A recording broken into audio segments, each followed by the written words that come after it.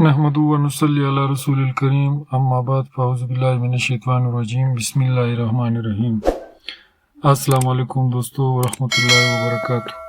دوستو آج ہم ایک ایسے موضوع پر بات کریں گے جس کی فکر تقریباً ہر انسان کو ہوتی ہے، اور وہ ہے رزق۔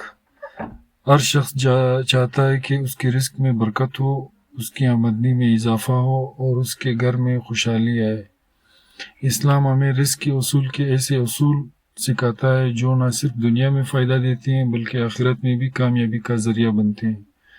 پہلا طریقہ تقوی اختیار کرنا ہے۔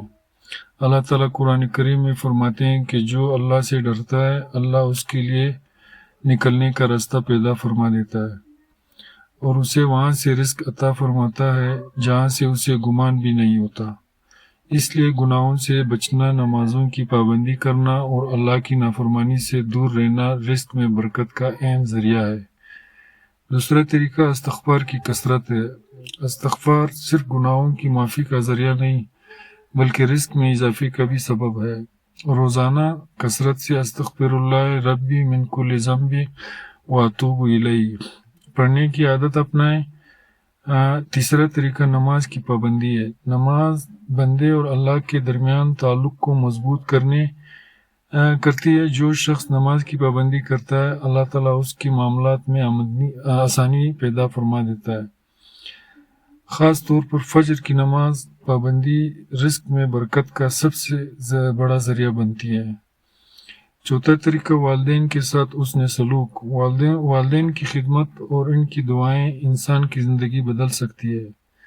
اگر والدین حیات ہیں تو ان کی خدمت کریں اور اگر وفات پا چکے ہیں تو ان کے لیے دعا و صدقہ کریں۔ پانچواں طریقہ صدقہ کرنا جو ہے، بعض لوگ سمجھتے ہیں کہ صدقہ کرنے سے مال کم ہو جاتا ہے، لیکن اسلام سکھاتا ہے کہ صدقہ مال میں برکت پیدا کرتا ہے، چاہے تھوڑا ہی کیوں نہ ہو۔ اللہ کی رضا کے لیے صدقہ کرتے رہیں۔ چھٹا طریقہ رشتہ داروں سے تعلق جوڑنا۔ صلہ رحمی یعنی رشتہ داروں کے ساتھ اچھے تعلقات رکھنا عمر اور رزق میں برکت کا سبب ہے۔ کوشش کریں کہ خاندان والوں سے رابطہ رکھیں اور ناراضگیوں کو ختم کریں۔ ساتواں طریقہ حلال رزق کمانا۔ حلال کمائی میں سکون اور برکت ہوتی ہے، جبکہ حرام کمائی وقتی فائدے دے سکتی ہے لیکن حقیقی برکت کو ختم کر دیتی ہے۔ اپنی تجارت، ملازمت اور معاملات میں دیانتداری اختیار کریں۔ اختتامی پیغام ناظرین، رزق صرف پیسوں کا نام نہیں ہے۔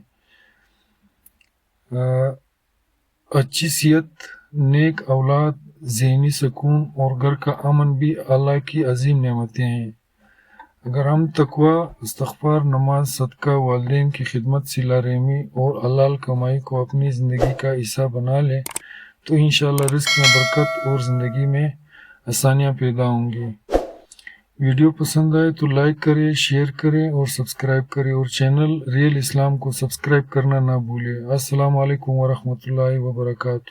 تو چینل ایک دفعہ ضرور میں کہوں گا کہ چینل کو ضرور سبسکرائب کریں تاکہ اس طرح کی اور جو ہے انفارمیٹیو اور ریئل اسلام کے جو چینل ہے اس سے آپ کو ریئل اور انفارمیٹیو ویڈیوز ملتی رہے۔